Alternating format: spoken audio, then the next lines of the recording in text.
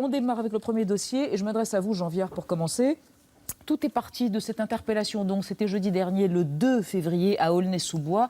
Plus que musclée, une interpellation scandaleuse, semble-t-il, du jeune Théodore, 22 ans, 4 policiers, 3 mises en examen, une mise en examen pour viol. Depuis, énormément de réactions de protestations, d'émeutes à Aulnay-sous-Bois.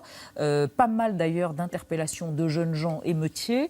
Est-ce que le spectre de 2005 et l'idée que les émeutes de 2005 bégayent et se reproduisent à grande échelle avant les élections est une réalité. Et est-ce que ça veut dire aussi qu'on n'a rien appris en 12 ans, en 15 ans Ne sont même pas le plaisir à l'extrême droite de raconter que les banlieues vont brûler, que les jeunes noirs vont descendre sur la ville et qu'ils vont gagner les élections. Donc il faut faire attention à ce qu'on dit. L'incident lui-même, c'est pas la peine d'en parler, je crois qu'on est tous d'accord. Moi je dirais une chose, les banlieues, elles sont pas forcément en train de brûler, mais les jeunes terroristes, ils en viennent pour souvent. Donc, si vous voulez, ce qui se passe dans cette société, c'est quand même qu'il y a des centaines de jeunes, souvent issus de ces quartiers, qui effectivement sont engagés dans le terrorisme ces dernières années, qui sont en Syrie, qui ont fait des... Donc, les choses ne sont pas paisibles, en fait. Simplement, c'est plus la même violence qu'avant. Et au fond, je dirais, on n'a pas en France de réflexion sur ces quartiers. On attend qu'il ne se passe plus rien.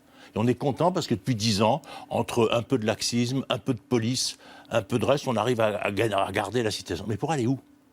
Et si je dirais juste deux choses. Vous savez, quand on regarde les études internationales, les travaux de Kirschbaum, etc., nous, on n'arrive pas à penser que ce sont des faubourgs. En fait, ce sont des lieux où les générations avancent. Une grosse partie des jeunes de banlieue, ils ne vont pas rester en banlieue. C'est déjà ce qui se passe. Vous savez que les familles qui arrivent en banlieue, leurs enfants sont propriétaires à 50%. Ça veut dire, l'ensemble des Français, c'est 64%. Ça veut dire, je veux en venir, ce sont des lieux de passage qu'il faut regarder comme des lieux de passage et il faut donner des directions. Donc non pas comme des enclaves. Pas comme des enclaves, etc. Mais en France, on croit que parce qu'on fait une politique des quartiers, demain, je vais vous dire ce qu'on croit, c'est que demain, ils seront blonds, frisés et chrétiens. Eh bien, il se trouve que non, ils ne sont pas blonds, frisés et chrétiens, c'est des Français de la diversité. On n'arrive pas à accepter la diversité. Et la deuxième chose qu'on n'arrive pas à accepter, c'est qu'ils ont des cultures, ils sont biculturels.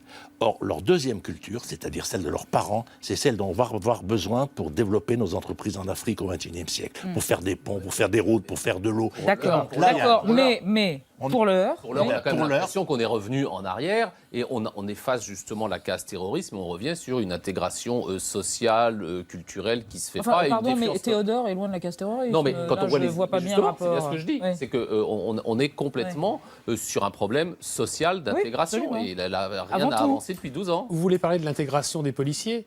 Parce que ce que montre l'incident de Aulnay-sous-Bois, c'est aussi les rapports extrêmement tendus entre la police et les habitants. Mais en règle générale, quand vous avez affaire à la police, et à Arnaud et moi, on pourrait raconter quelques incidents qui nous ont opposés à nos forces de police. Ça s'est bien passé. Ça s'est finalement bien terminé, pas pour lui. Il n'y avait pas de matraque télescopique à l'époque.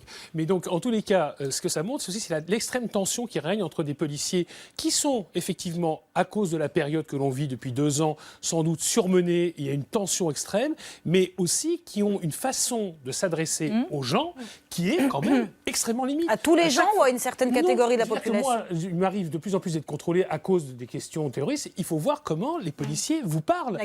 Mais à chaque fois, je leur dis, moi c'est étonnant parce que même moi, j'ai qu'une envie, c'est de me mettre mon poing dans la figure vu la façon dont vous me parler. Donc j'imagine, vous êtes en banlieue, toute la journée, vous êtes contrôlé 5, 10, 15 fois. Je suis désolé, ça conduit droit à l'explosion. Alors, je ne dis pas que tous les policiers sont comme ça. De même que tous les jeunes ne sont pas des anges non plus. Pas des anges, mais etc. Mais je veux dire que si tous les jours, vous sortiez, vous étiez contrôlé 4-5 fois par des gens qui vous aboient au visage, eh bien, il y aurait des tensions. Donc il y a un problème de formation. Je pense qu'il y a un problème de formation des policiers, je pense qu'il y a un problème d'épuisement. Est-ce que ce sont les plus aguerris qui sont envoyés en banlieue ou est-ce que c'est comme avec les profs, les plus jeunes? Est-ce que c'est pas le même problème aussi, Alors, je prendrais le sujet d'une façon un petit peu différente. Je pense qu'il y a énormément de violence et d'agressivité en France de tous les côtés. C'est-à-dire, je suis d'accord avec vous pour dire que les policiers, en effet, lors de ces interpellations, peuvent être très agressifs. On sait aussi qu'ils tutoient tous ces jeunes sans aucun problème. Et d'un autre côté, la réaction qu'on voit, les débordements qui ont lieu depuis cette interpellation, les voitures brûlées ou l'école maternelle qui a été également attaquée, enfin endommagée. Je pense que toutes ces choses-là montrent qu'il y a une agressivité insupportable dans notre société. On n'arrive pas à régler les problèmes calmement. Et ça se voit même dans nos relations les plus quotidiennes.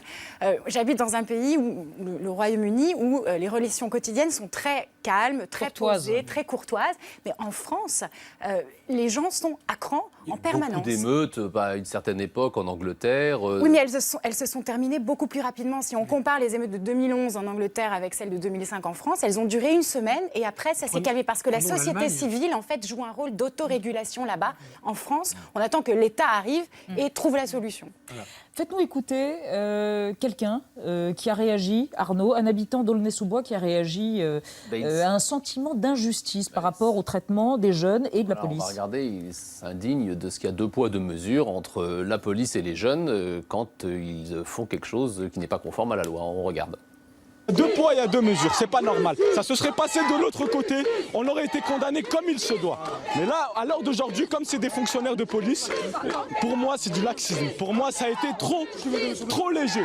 Donc, on veut une vraie condamnation. C'est pas ça la justice. Bon, là, le cas était flagrant. Les policiers ont été filmés et ils sont en liberté. Honnêtement, qu'est-ce qu'on peut dire aux gamins ou aux jeunes? Je ne sais pas comment il faut dire. Je trouve, globalement, premier point, c'est que la prévention, la détention préventive, évidemment ne doit pas être la norme. Je veux dire, on met les gens en prison quand ils risquent de s'échapper, etc. Donc, globalement, les policiers, effectivement, au regard du droit, n'ont pas à être en prison. Cela étant, n'importe quel jeune aurait été pris avec une matraque télescopique dans le derrière d'un flic, je pense qu'aujourd'hui, il serait en prison. Donc c'est ça la réalité. C'est-à-dire qu'à un moment ou à un autre, il faut que les juges appliquent la loi de la même façon aux policiers blancs et aux jeunes issus des banlieues. Mais les policiers, est-ce qu'il ne faut pas qu'ils soient plus protégés du fait qu'ils exercent l'autorité de la loi J'en viens rapidement. Que les policiers soient protégés, c'est normal, puisqu'au fond, ils gèrent l'autorité collective. Mais après, il pourrait y avoir de temps en temps le sentiment d'une certaine égalité. Ça s'est déjà posé quand il y avait eu ce jeune qui avait été tué il y a quelques mois, où ses 2 frères étaient condamnés pour des violences qu'ils avaient commises, c'est vrai. Mais leur frère était mort, donc je veux dire, à un moment... Il y a un devoir d'exemplarité de la police. Il y a un devoir d'exemplarité, il y a un devoir de responsabilité aussi, d'encadrement, je veux dire, parce que tout ça aussi, c'est aussi des problèmes d'encadrement, etc. Et puis je m'excuse, mais d'un point de vue symbolique, c'est vrai que les jeunes ont toujours l'impression d'en prendre plein la gueule, et quelque part, c'est pas faux. Et donc, je veux dire, il faut qu'à un moment, on trouve une manière de donner un sentiment d'une plus grande égalité. C'est pas le sentiment qu'on a. Ce que dit ce jeune-là, on comprend bien qu'ils pensent beaucoup comme ça, et ils ont des arguments pas juridiques, mais disons, de mise en scène publique, de ressenti. Jean Viard, qu'en pense Xavier Deluc? Et un policier qui dit Baïdi parle à mon cul. Ouais, ensuite. Et le traumatisme se retrouve aussi dans les cours d'école avec un nouveau jeu. On joue aux gendarmes et aux violeurs.